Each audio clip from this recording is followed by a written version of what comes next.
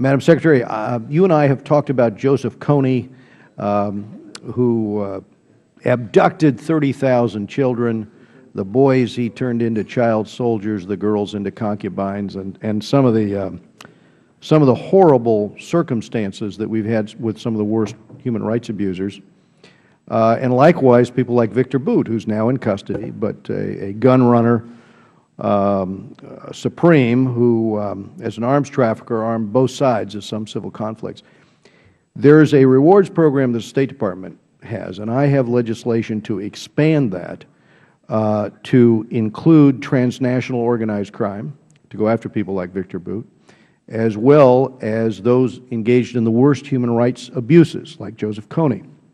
And I know that your department is interested in putting a price on the head of people like Kony so that we can find their whereabouts. And, you know, I know the goal is to take him off the battlefield, and we would need that to do that.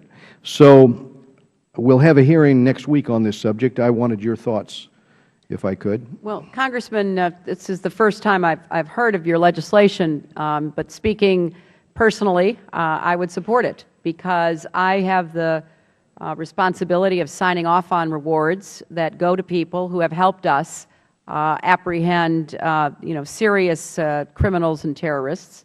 I think it's a good program. It does provide incentives.